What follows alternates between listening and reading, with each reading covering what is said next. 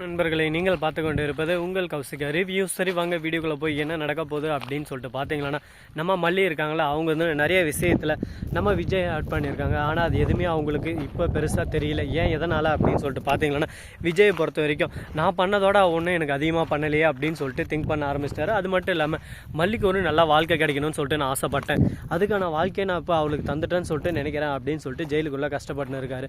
அப்படி இருந்தாலும் நம்ம மல்லி இருக்காங்களா, அவங்க வந்து விடாமுயற்சியாக வித்யாவை நம்ப ஆரம்பிச்சிருக்காங்க. ஆனால் வித்யாவோட சுயரூபம் இப்போ தான் தெரிய வந்திருக்கு.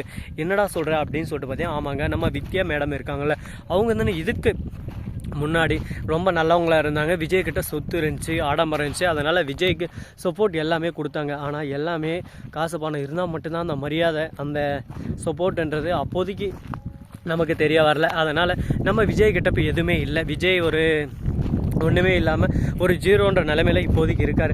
இந்த சமயத்தில் எது இருந்தாலும் இல்லைனாலும் நான் கூட இருப்பேன்னு சொல்லிட்டு அவங்க விஜயோட மனைவி, அதாவது நம்ம மல்லி, உறுதுணையாக கடைசி வரைக்கும் இருப்பேன்னு சொல்லிட்டு உறுதுணையாக இருக்காங்க. உனக்கு நான் எனக்கு நீன்ற கான்செப்டில்.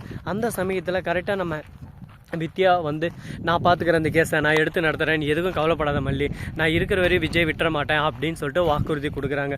அந்த வாக்குறுதியை மனசு ஆறுதலுக்கு மட்டும் இல்லாமல் மல்லியோட முழு நம்பிக்கையாகவும் முழு உயிர் மூச்சாகவும் இருந்துச்சு. ஆனால் அது எல்லாமே கடைசி வரையும் இருக்குமான்னு சொல்லிட்டு எதிர்பார்க்கல. ஏன் எதனால் அப்படின்னு சொல்லிட்டு பார்த்தா, அவங்க இருந்து நம்ம ராஜேஸ்வரி ரஞ்சிதங்கிறாங்களா, அவங்க கூட கூட்டணியை வச்சுட்டு இருக்காங்க. ராஜேஸ்வரி ரஞ்சிதம், நீங்கள் இந்த கேஸை எடுத்து நடத்துகிறேன்னு சொல்லிட்டு சொன்னீங்கன்னா கண்டிப்பாக நம்புவா. அது மட்டும் இல்லாமல் நீங்கள் இந்த கேஸை எடுத்து நடத்துறதோட மட்டும் இல்லாமல் அவங்க தோக்கணும், அந்த தோல்வி தான் எனக்கு வேணும், அந்த தோல்விக்கு பரிசா உங்களுக்கு கண்டிப்பாக நான் ஒரு குறிப்பிட்ட, அதாவது ஒரு ரெசார்ட் இருக்குது ஊட்டியில், அந்த ரெசார்ட் வந்து எப்படி இருந்தாலும் ஒரு 3 கோடி போகும். அந்த 3 கோடி ரெசார்ட்டை உங்களுக்கே நான் உங்கள் பேர்லேயே மாற்றி விட்டுறேன் அப்படின்னு சொல்லிட்டு சொல்கிறாங்க. கொஞ்ச நேரம் இருந்து இந்த டீலிங் எனக்கு ஓகே அப்படின்னு சொல்லிட்டு கொஞ்ச நேரம் சென்டிமெண்ட்டாக யோசிக்கிறாங்க. இந்த காலத்தில் சென்டிமெண்ட்டெல்லாம் பார்த்தா பழிக்க முடியுமா? நமக்கு யாரானு போகிறாங்க, நமக்கு காசு தான் முக்கியம், பணம் தான் முக்கியன்ற மாதிரி ஒரு பக்கம் ஆசைப்பட்டுறாங்க. இதனால் நம்ம மல்லி முழுக்க ஏமாற போகிறாங்க. கரெக்டாக கோர்ட்டில் போகிறாங்க. நம்ம மல்லி ஆல்ரெடி எவிடன்ஸ் எல்லாம் கொடுத்து வச்சுருக்காங்க. ஆனால் எந்த ஒரு எவிடன்ஸும் இங்கே செல்லுபடி ஆகாதுங்க. ஏன் எதனால் அப்படின்னு சொல்லிட்டு பார்த்தீங்கன்னா, இவங்கக்கிட்ட பக்காவோட எவிடன்ஸ் வச்சுன்னு இருக்காங்க. நம்ம விஜய்க்கு ஆப்போசிட்டில் அந்த எவிடன்ஸை வந்து கரெக்டாக பத்திரமா வச்சுன்னு இருக்காங்க. அது மட்டும் இல்லாமல் மல்லி கொடுத்த எவிடன்ஸ் எல்லாமே எரேஸ் பண்ணிடுறாங்க. கோர்ட்டில் போயிட்டு வாதாடுற போது விஜய்க்கு எதிராக வாதாடுற மாதிரி வாதாடுறாங்க. எங்கள் தரப்பினர் தப்பு செஞ்சாருன்னா தப்பு செய்யலைன்னு சொல்லிட்டு சொல்லலை, ஆனால் கொஞ்சம் அவகாசம் வேணும். ஏன்னா இந்த பிரச்சனை நடந்து முடிஞ்சு எவ்வளோ நாளாகிடுச்சு. இப்போ வந்து திரும்ப அந்த மீண்டும் அதை ரீஓப்பன் பண்ணிக்கிறேன். இன்னும் எங்ககிட்ட போதுமான எவிடன்ஸ் இல்லை, அவரை இது பண்ணுறது, விடுதலை செய்யறதுக்கான எவிடன்ஸ் எதுவும் எங்ககிட்ட இல்லை. அதனால் கொஞ்சம் இன்னும் அவகாசம் வேணும்னு சொல்லிட்டு சொல்கிறாங்க.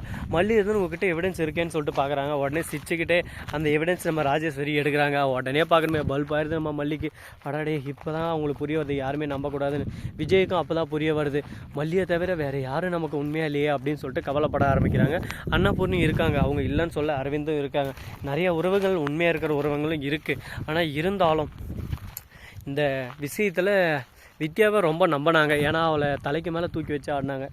அந்த அளவுக்கு ஒரு நம்பிக்கை அவங்க சித்தியாச்சு அப்படின்னு சொல்லிட்டு. ஆனால் அவங்க நம்பிக்கையை உடைச்சிட்டாங்க சுக்குநூறாக.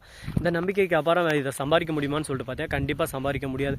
ஒருத்தர் மேலே நம்ம வச்சுன்னு இருக்கிற நம்பிக்கை கடைசி வரை இருக்குமான்னு சொல்லிட்டு பார்த்தா கண்டிப்பாக இருக்கிறதுக்கு வாய்ப்பு கொஞ்சம் குறைவுதாங்க. ஏன் எதனால் அப்படின்னு சொல்லிட்டு பார்த்தேன், அவங்க நமக்கான ஃபேஸ் கண்டிப்பாக கொடுப்பாங்களான்னு சொல்லிட்டு பார்த்தா கண்டிப்பாக கொடுக்க மாட்டாங்க. அவங்களுக்கான டைம் இருக்கிற போது நமக்கு கொடுப்பாங்க டைம். அந்த மாதிரி டைமிங்கில் கொடுக்குறோம். கண்டிப்பாக நமக்கான பர்சனாக இருக்க மாட்டாங்க. நமக்காக ஃப்ரீ பண்ணி நமக்காக ஓகே அப்படின்னு சொல்லிட்டு யார் வராங்களோ அவங்க தான் உண்மையான இதுன்னு சொல்லிட்டு சொல்லலாம். அந்த மாதிரி ஃபேக்காக நிறைய பேர் இருப்பாங்க. அதெல்லாம் நம்ம கடந்து தான் இப்போதைக்கு சுச்சுவேஷனில் வந்து நின்று இருக்கோம். அதுபோல் தான் நம்ம ராஜேஸ்வரி ரஞ்சிதம் எல்லாமே விஜயை ஏமாற்றி இந்த சூழலில் அவரை கரெக்டாக யூஸ் பண்ணிவிட்டு இந்த மாதிரி தூக்கி போட பார்க்குறாங்க. இந்த மாதிரி ஒரு சமயத்தில் என்ன பண்ண போகிறாங்க, அடுத்து ஏது பண்ண போகிறாங்க, நெக்ஸ்ட்டு அவங்களோட ஆக்ஷன் என்னவா இருக்கும் அப்படின்னு சொல்லிட்டு தெரியாமல் ஒரு புதிராக தான் போயின்னு இருக்குது.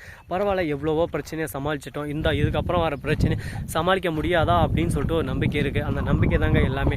அந்த நம்பிக்கை இருக்கிற வரையும் நம்மளை யாருமே ஜெயிக்க முடியாது அப்படின்னு சொல்லிட்டு ஆணித்தனமாக நாம் நம்பினா கண்டிப்பாக நம்ம ஜெயிக்கலாம். அதுபோல் இவங்க ஜெயிப்பாங்களா ஜெயிக்க மாட்டாங்களா, விஜயோட நிலைமை என்ன ஆக போகுது அப்படின்னு சொல்லிட்டு பார்த்தீங்கன்னா, நம்ம மல்லி இவங்ககிட்ட ஒரு எவிடன்ஸ் கொடுக்கறதுக்கு முன்னாடி இவங்க மேலே சந்தேகப்படுறது தப்பு இல்லை.